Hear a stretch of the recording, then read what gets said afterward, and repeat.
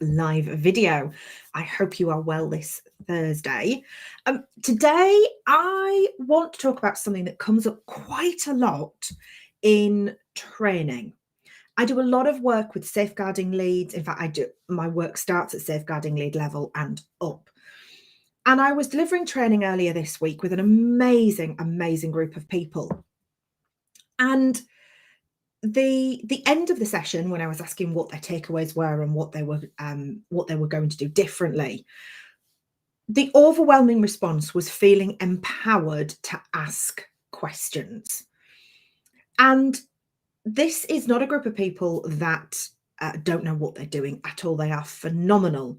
But it struck me that as professionals, as safeguarding leads, they didn't feel confident in questioning decisions that had been made.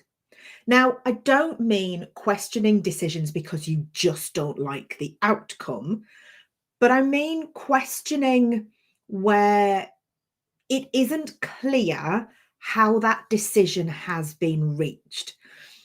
One of the examples that came up quite a lot was where a referral had been sent through and it had been rejected. Now, what was happening for the most part was that was simply taken on face value, even if the professional wasn't sure why and were concerned. And that seems to have been a position advocated by a lot of professionals. In fact, it comes up quite a lot. And my view is that if you aren't sure how a decision has been reached, you can ask the question, what is it that has meant that this referral or this assessment has this particular outcome, particularly if it isn't clear? And I would love all who work within safeguarding to feel empowered, to feel that it's okay to ask that question. Challenging decisions is something very different. But here I'm talking about asking those questions where it isn't clear how that decision has been reached, or that you're unsure, or you can't fathom through their decision-making process. And I think it's really important for professionals to ask those questions, that we're really good at asking them of families, of carers, of parents, of young people, of those that we work with. If you're working with vulnerable adults, or you're working with those in a residential, we're really good at asking questions of those that we are there to help. What we're not particularly great at is asking questions of our fellow professionals. And for me, being able to ask questions of our fellow professionals is what makes us better at what we do. It's not challenging their decisions, it's not throwing your opinions at them, but it's coming from a place of curiosity, a place of wanting to learn more, a place of wanting to better understand how that professional has come to that conclusion.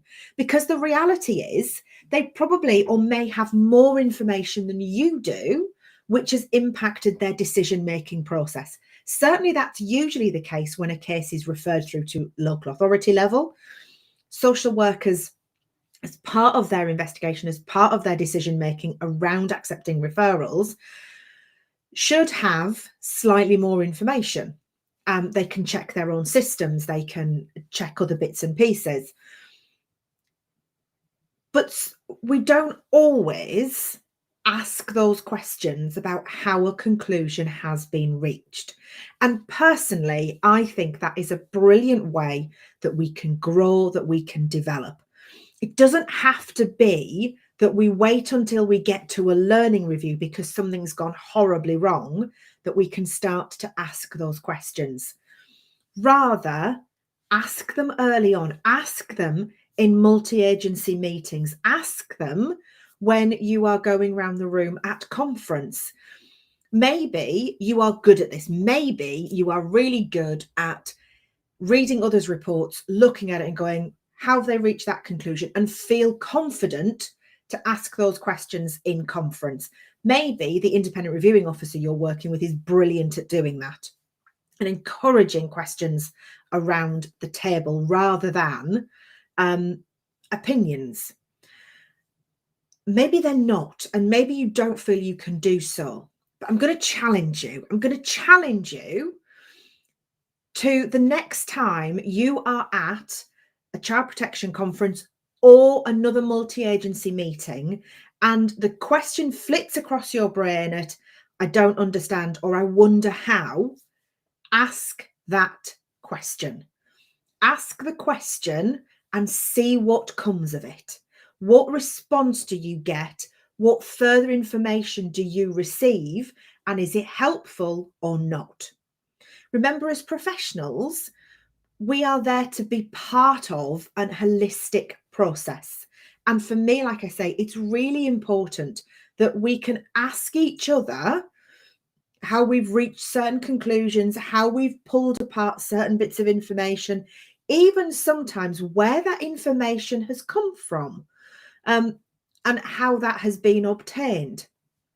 Whether or not a parent shared it or a young person shared it, a carer shared it, or another professional has shared it. Really useful to ask those questions.